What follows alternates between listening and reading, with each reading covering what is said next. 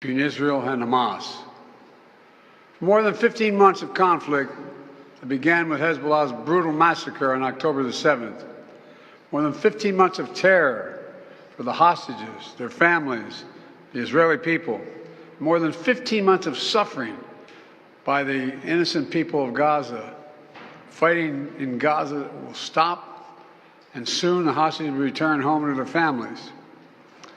The elements of this deal were what I laid out in detail this past May, which was embraced by countries around the world and endorsed overwhelmingly by the UN Security Council.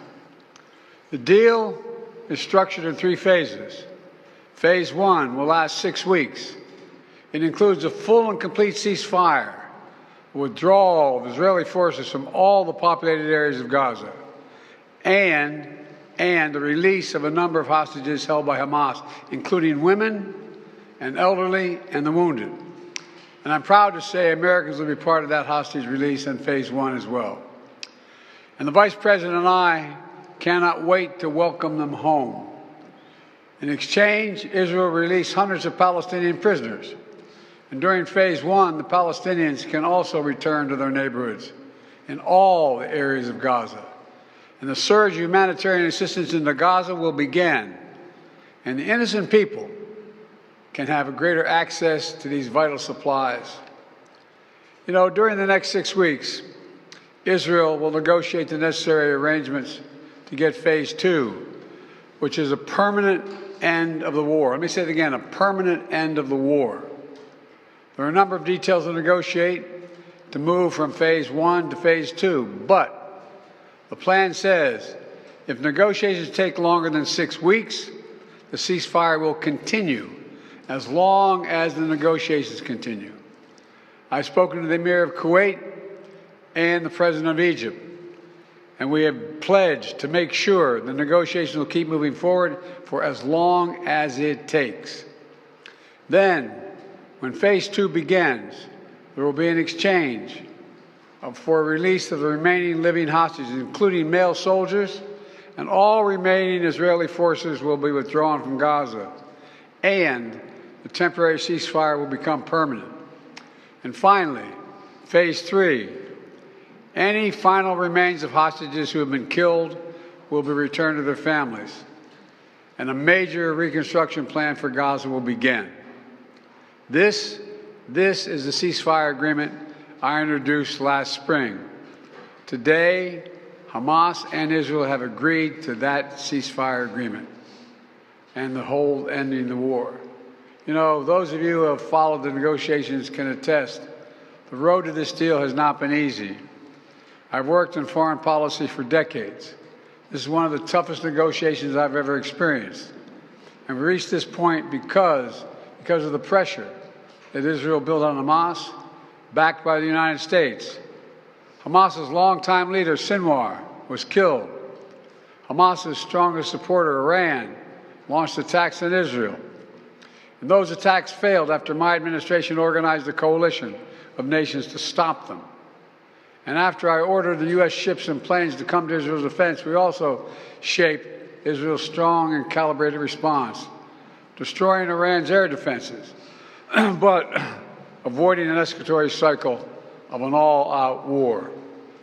The United States also organized a coalition of 20 countries to stand up to attacks by the Houthis, including their missile attacks in Israel. Then, Hezbollah, another of Hamas's strongest backers, was significantly weakened on the battlefield, and its leadership was destroyed. With our support, Israel negotiated a ceasefire with them, and after that, Lebanon finally elected a new president who's not beholden to Hezbollah, and he can begin a new chapter for the Lebanese people. All told, these developments in the region, which the United States helped to shape, changed the equation.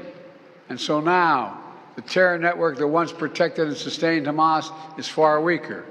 Iran is weaker. Iran is weaker than it's been in decades. Hezbollah is badly degraded. And after more than 15 months of war, Hamas's senior leaders are dead. Thousands of Hamas fighters are dead. And the military formations have been destroyed. With nowhere to turn, Hamas finally agreed to releasing hostages. You know, there was no other way for this war to end than with a hostage deal. And I'm deeply satisfied this day has finally come, for the sake of the people of Israel and the families waiting in agony, and for the sake of the innocent people in Gaza who suffered unimaginable devastation because of the war. The Palestinian people have gone through hell. Too many innocent people have died. Too many communities have been destroyed. In this deal, the people of Gaza can finally recover and rebuild. They can look to a future without Hamas in power. You know, the Bible says, blessed are the peacemakers. Many peacemakers helped make this deal happen, including an extraordinary team of American diplomats who have worked nonstop for months to get this done. Secretary Blinken led the effort. Secretary Jake Sullivan, National Security Advisor Jake Sullivan, Bill Burns, John Feiner, Brett McGurk, Amos Hochstein, and the Vice President worked relentlessly as we work to deliver this deal. I'd also note this deal was developed and negotiated under my administration, but its terms will be implemented, for the most part, by the next administration. In these past few days, we've been speaking as one team. This has been a time of real turmoil in the Middle East. But as I prepare to leave office, our friends are strong, our enemies are weak, and there's a genuine opportunities for a new future. In Lebanon, there's an opportunity for a future, free from the grip of Hezbollah. In Syria, a future free from the tyranny of Assad.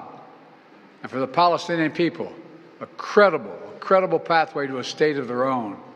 And for the region, a future of normalization, integration of Israel and all its Arab neighbors, including Saudi Arabia.